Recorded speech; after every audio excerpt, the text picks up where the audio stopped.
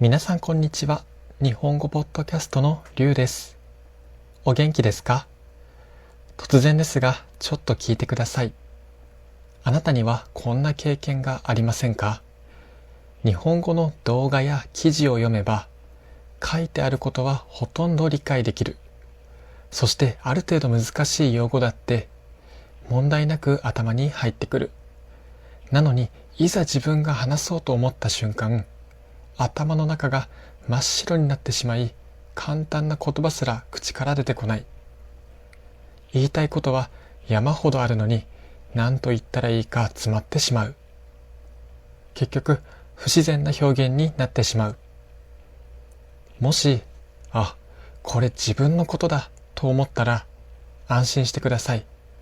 実はあなただけではないんです。言語を学習しているすべての人が、インプットとアウトプットの壁にぶつかります。多くの人は、もっと単語を覚えないといけないのかな、もっと難しい本を読まないといけないのかなと思い込んで、新しい大量のインプットを詰め込もうとします。でもちょっと待ってください。実はそれ完全に逆効果かもしれません。頭の中にある知っている日本語の知識と、口からスラスラ出てくる日本語の間には深くて大きな溝があるんです。この溝の正体を知らないまま、いくらインプットを続けても、残念ながら日本語は話せるようになりません。しかし、この溝を乗り越える正しい勉強法を知っていれば、驚くほどスムーズに言いたいことが口から出るようになります。今回の動画では、あなたが感じていたもどかしさの正体と、今日からすぐに実践できる3つの改善方法について説明していきます。それでは今日も楽しく日本語を勉強していきましょう。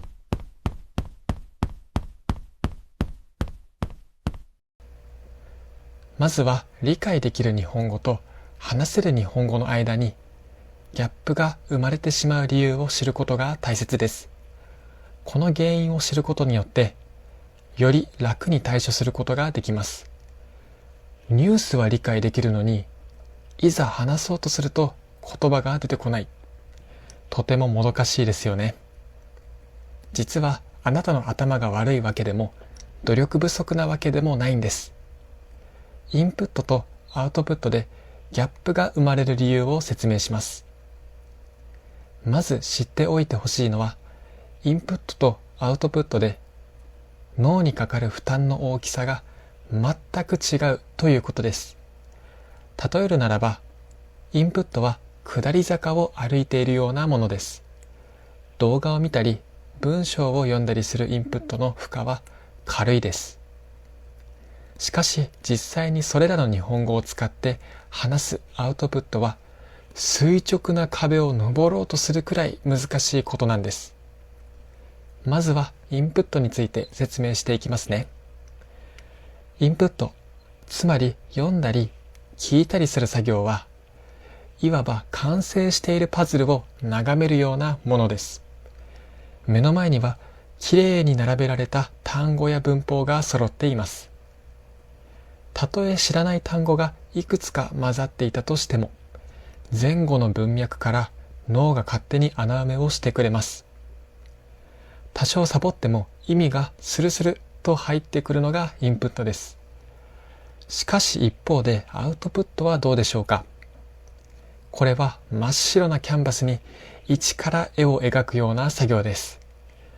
まず頭の中で言いたい抽象的なイメージを思い浮かべます。そしてそれにぴったりの単語や表現を探し出します。さらに正しい文法に従って組み立てます。最終的には口の筋肉や舌を動かして発音します。この一連のプロセスをたった数秒の間に行わないといけません。このゼロから構築するという作業の難易度が桁違いに高いため、読めるけど話せないという現象が起きるのです。そしてもう一つ、受動語彙と能動語彙について説明します。私たちの脳の中にある語彙の引き出しは2つに分かれています。1つ目は見たり聞いたりすれば意味がわかる受動語彙です。この動画に表示されている日本語を理解できるのも、あなたに受動語彙が備わっているからです。そしてこれとは全く違った性質の語彙があります。それは自分の意思でいつでも自在に使える能動語彙です。例えば誰かのスピーチを聞いて興味深かったという感想を聞いたとき、あなたはその意味を完全に理解できると思います。しかしいざ自分がちょっとした感想を言いたくなったとき、興味深いという言葉がパッと出てこないことがあります。多くの人は面白かったなどのシンプルで使い慣れた表現に逃げてしまいます。脳は負荷の高い能動語彙をストックしておくよりも、見ればわかる受動語彙で処理する方が楽だと判断します。そのためインプットばかりを増やしていると、受動語彙ばかりが大きくなってしまいます。肝心の使える能動語彙がなかなか増えていかないのです。パッと日本語が口から出てこない理由は他にもあります。それは完璧に話さなければならないという思い込みです。インプットの時は自分のペースで進められますよね。失敗という概念もありません。しかし話す時には相手がいます。変な文法だと思われたらどうしよう。言葉に詰まったら恥ずかしいというプレッシャーが働きます。このプレッシャーが引き金になり、緊張して話せなくなります。本当は知っている簡単な単語すら頭から出てこなくなります。いかがだったでしょうか。何か当てはまる原因はありましたか？原因さえ分かってしまえば対策することは簡単です。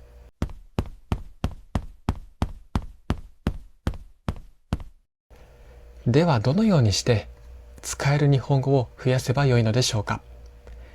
インプットされた日本語をいつでも使えるように変換するためのトレーニングを3つ紹介します。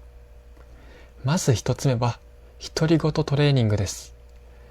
私たち日本語のネイティブも普段日本語を話すときは頭の中で無意識のうちにこれから話す内容のシミュレーションを行っています。しかし日本語をすぐに話せないと悩む多くの人はこのシミュレーションの回路ができていないんですね。インプットされた知識が頭の奥深くに眠ったままの状態です。頭の奥にある知識を取り出し、すぐに使えるようにするためのトレーニングがこの独り言トレーニングです。具体的な実践方法はとてもシンプルです。まずは自分の部屋や誰もいない空間で目の前にある現実や起こっていることを言葉にしていきます。例えばこんな感じです。お腹が空いたな。お昼は何を食べようかな。冷蔵庫には卵とキャベツがあったな。久しぶりに野菜炒めを作ろう。このように頭の中でぼんやり考えていることをあえて口に出してみるんです。周りに人がいれば頭の中で日本語を組み立ててみてください。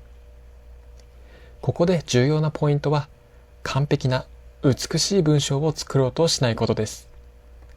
多くの人は文法的に正しいか失礼に当たらないかなどを無意識にチェックし言葉が詰まってしまいます。しかしトレーニングの段階では意味が通れば100点満点という低いハードルを設定してください。単語を並べるだけでも構いません。例えばお腹すいた、卵、キャベツ、食べたいのような短いフレーズからスタートしてください。慣れてきたら徐々に文章を作っていきましょう。一日中行うのは大変なので時間を決めて行いましょう。例えば朝起きた後の10分間、昼休みの10分間のように短い時間の中で独り言トレーニングをしてみましょう。最初は頭が痛くなる感覚や言葉がスムーズに出てこず、もどかしい感覚があるかもしれません。わからない表現があれば、その都度スマホなどで調べてみましょう。慣れてきたら時間を少しずつ伸ばし、最終的には日常のすべてを日本語で話せるようになるといいですね。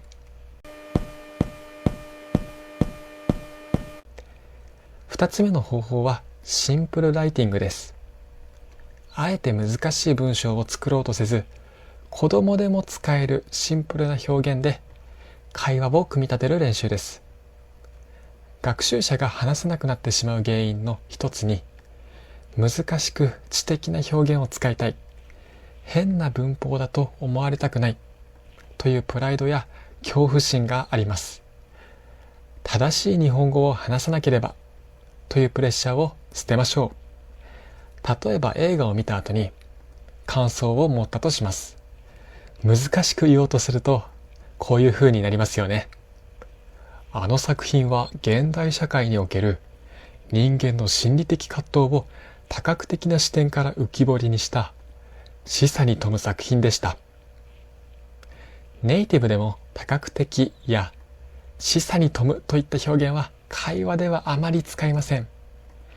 子供でもわかる表現を使ってみましょう。例えばこんな感じです。あの映画すごく面白かった。リアルな悩みが描かれていて考えさせられる話だったよ。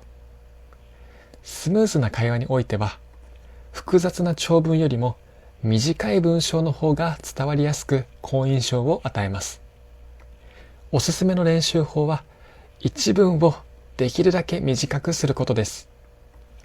例えば〇〇ですが〇〇なのでなどの接続詞を使うのを禁止してみます。今日は朝早く起きました。天気はとても良かったです。公園に散歩に行きました。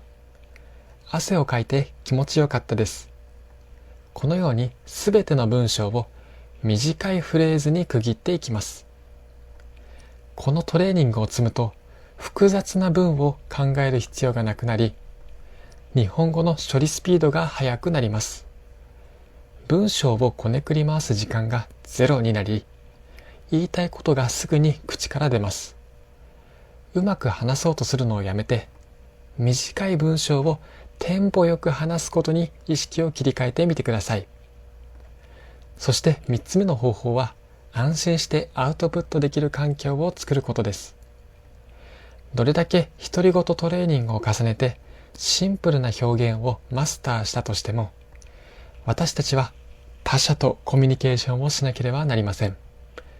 他人の目を意識した瞬間、失敗したらどうしよう、変なやつと思われたら恥ずかしいと思ってしまいます。この心理的なブロックを外さない限り、いつまで経っても日本語を話せないという悩みから逃れられないんです。ではどうすればこの恐怖心を克服できるのでしょうか。答えはシンプルで、失敗しても何のペナルティーもない環境を用意することです。そしてそこで失敗する経験を積むことです。世の中には言語学習者のためのオンラインコミュニティやお互いの言語を交換し合えるプラットフォームがたくさん存在します。また AI を相手にした会話の練習なども他人の目を一切気にせずに何回も言葉を間違え、何回も失敗ができる最高の環境です。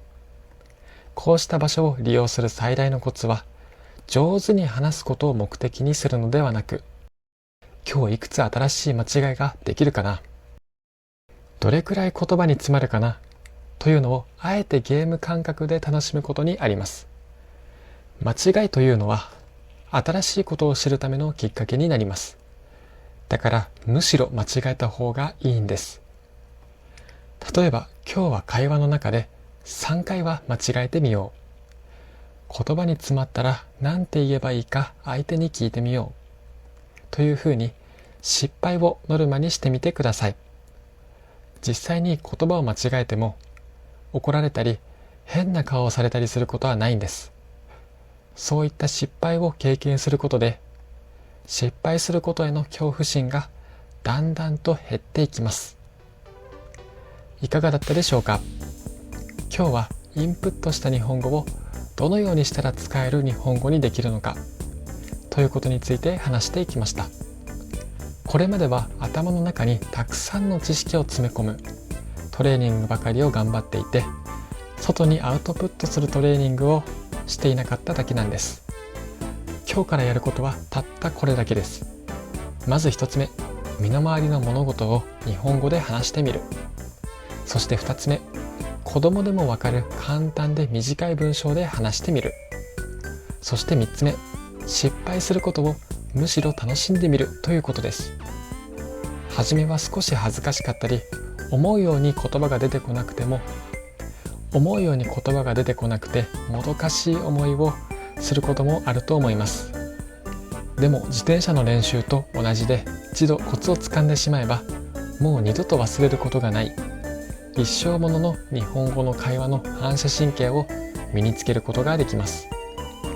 完璧を目指さなくて大丈夫です。あなたのペースで今日から一つだけ今日紹介した方法を取り入れてみてください。ということで今日も最後まで見てくれてありがとうございました。いつも皆さんの高評価やチャンネル登録が励みになっています。それではまた次回の動画でお会いしましょう。